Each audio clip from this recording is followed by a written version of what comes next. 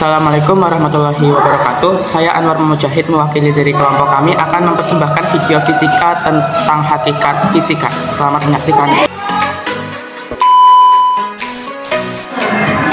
Assalamualaikum warahmatullahi wabarakatuh. Saya Adit Pratama dari kelas 4 akan membacakan materi fisika. A. Hakikat fisika. Dalam bahasa Inggris, science berasal dari bahasa Latin scientia yang berarti pengetahuan. Sains merupakan ilmu pengetahuan yang mempelajari gejala alam melalui pengamatan, eksperimen, dan analisis. Sains juga disebut sebagai ilmu pengetahuan alam IPA. Fisika adalah salah satu cabang sains yang mempelajari gejala alam atau fenomena alam dan interaksi yang menyertainya. Teori fisika banyak yang dinyatakan dalam persamaan matematis, oleh karena itu fisika juga berkaitan dengan matematika. Menurut Soles dan Saipateta, sains pada hakikatnya adalah sebuah produk atau kumpulan pengetahuan, a body of knowledge, sikap atau cara berpikir, a way of thinking, dan proses atau cara meneliti, a way of investigating. Oleh karena fisika merupakan salah satu cabang dari sains hakikat fisika sama dengan hakikat sains.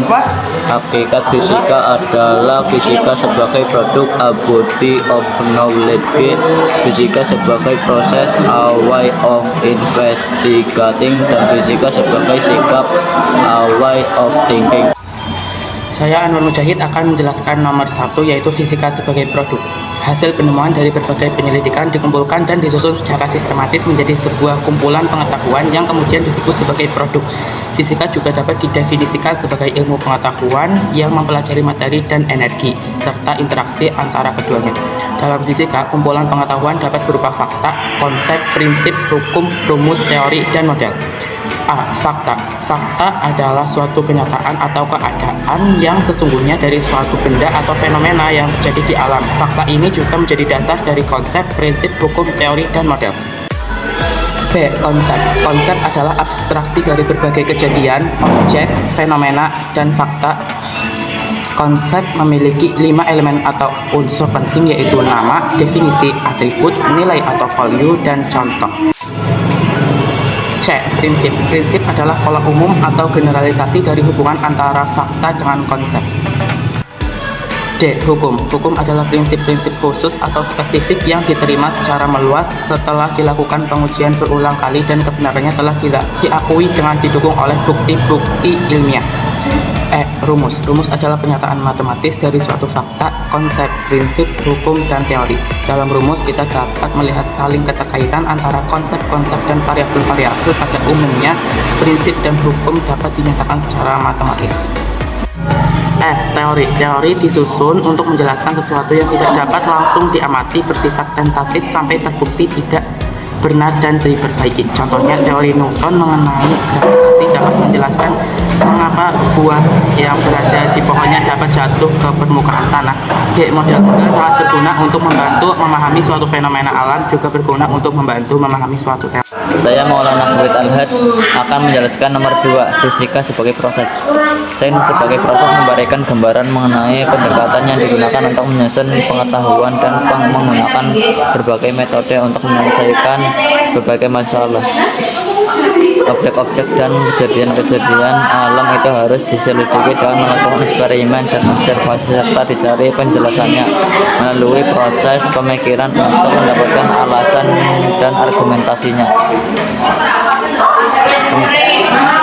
Pemahaman fisika sebagai proses adalah pemahaman mengenai bagaimana informasi ilmiah dalam fisika diperoleh, diuji, dan divalidasikan dari orang tersebut. Dapat disimpulkan bahwa pemahaman fisika sebagai proses proses yang sangat berkaitan dengan fenomena, dugaan, pengamatan, pengukuran, penyelidikan, dan publikasi. Dengan demikian, pembelajaran fisika sebagai proses hendaknya berhasil mengembangkan keterampilan proses sains. Indikator dari setiap keterampilan proses meliputi mengamati, mengklasifikasi, mengukur, mengajukan pertanyaan, merumuskan hipotesis, merencanakan penyelidikan, menafsirkan, dan mengomunikasikan. Mengamati atau observasi, memberi penjelasan apa yang diamati melalui pengamatan kuantitatif atau kualitatif, mencatat persamaan, perbedaan, keteraturan, dan membandingkan. 3. Membuat pengamatan dalam periode tertentu dan mencatat hal-hal yang tidak sesuai. 4. Menjelaskan suatu pola. B. Mengklasifikasi. 1. Memberi urutan pada peristiwa yang terjadi. 2. Mencari persamaan dan perbedaan. 3. Menentukan kriteria dan menempatkan kelompok berdasarkan kriteria dan cara memilih dan memisahkan dan kelompok tertentu berdasarkan ciri-cirinya yang ditemukan dalam pengamatan. Mengukur. 1. Memilih alat ukur yang sesuai dengan penelitian atau percobaan yang akan dilakukan. 2. Menggunakan alat ukur dengan ketepatan tertentu dan memastikan alat-alat tersebut berfungsi dengan baik. 3. Menemukan ketidakpastian pengukuran dengan menggunakan aturan angka penting. D. Mengajukan pertanyaan. 1. Mengajukan sebanyak mungkin pertanyaan sesuai dengan penelitian. 2. Mengidentifikasi pertanyaan yang dapat dijawab dengan penemuan ilmiah. 3. Merumuskan pertanyaan berlatar belakang hipotesis. Saya akan membacakan tentang fisika sebagai sikap, pemikiran, dan argumentasi para ilmuwan dalam bekerja menjadi rambu-rambu penting yang berkaitan dengan hakikat fisika, yaitu fisika sebagai sikap, a way of thinking. Pemikiran para ilmuwan sains termasuk fisika dipandang sebagai kegiatan kreatif karena ide-ide dan penjelasan dari suatu gejala alam disusun dalam pikiran dalam sikap. Dengan demikian, setiap langkah dalam proses harus diiringi dengan sikap ilmiah yang baik. Adapun sikap ilmiah yang harus dimiliki oleh seseorang ilmuwan antara lain sebagai berikut. A. Seorang ilmuwan harus memiliki rasa ingin tahu dan suka bertanya tentang objek atau suatu peristiwa serta peduli terhadap lingkungan sekitarnya.